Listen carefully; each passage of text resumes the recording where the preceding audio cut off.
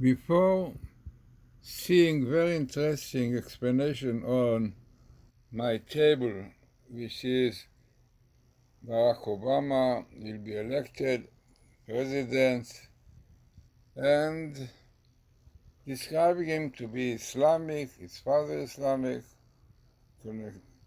connected with Ishmael definitely, all this in the table.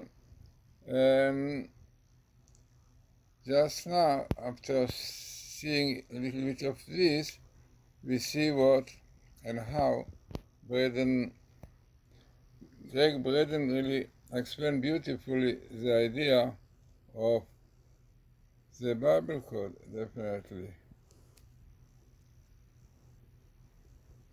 This is a table which is based on the first table we did about the elections when Obama was elected, and we saw before that Obama will be elected. Now what we found then was the following. We found Barack Obama appearing only once in the Torah, Barack Obama appearing in the Torah.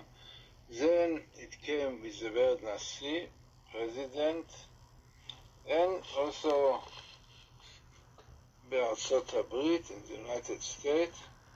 Now this was a very significant table as it was only once that Barack Obama appeared. Secondly, Nasi came like letter after letter. And בארצות הברית in the United Nations also was minimal. So those meetings with minimal of Nasi בארצות הברית already made it significant. And also we had the Barack Obama, Barack also coming next to. And then what we saw also that Islam, his father, maybe indication that his father was Islam.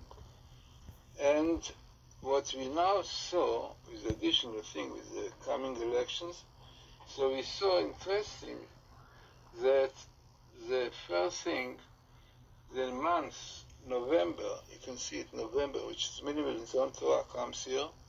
November, you can see November coming here. Every 4 letter, which is minimal in the Torah. Then, by the way, also, as we know quite well, that as he is connected through his father to the Islam, through the mother to the Christianity, which is Edom. Here we also Edom come here. Edom and Ishmael definitely with the Islam.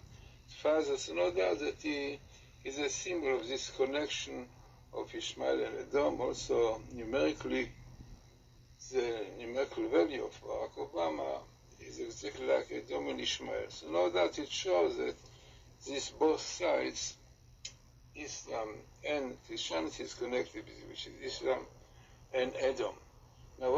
Now you will see Gregg Braden beautifully explain this table. The Bible could describe Obama's election 3,000 years before it happened. He explained beautifully the idea of this Bible code, explaining exactly why it is not in prophecy. Very, very important. So, let us see just now. A lot of good things. The Torah codes described Obama's election. Here they say Barack Obama. They give his name. His name is spelled out in blue in Hebrew. He's president, and you see that in the pentagons. Barack, his name is on there. Islamic affiliations, his name is in there. In the USA is all in there. Okay?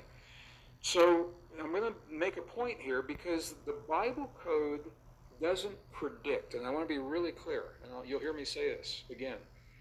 It doesn't predict. If you know what to ask, it will reveal the relationships, but it is not predicting what will happen.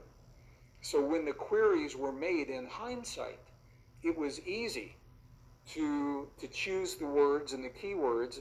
It's kind of like a search algorithm in Google. You know that you get pretty good at refining the kinds of keywords to help you better find what you're looking for in Google. In this software, the way that the queries are entered in hindsight can help us to know what the code knew about all of this. But the thing is, You have to ask the question. It's not predicting blanket, these things are going to happen. You've got to know what question to ask, number one. Number two, the query must be made in the Hebrew language because it is being queried against the Torah.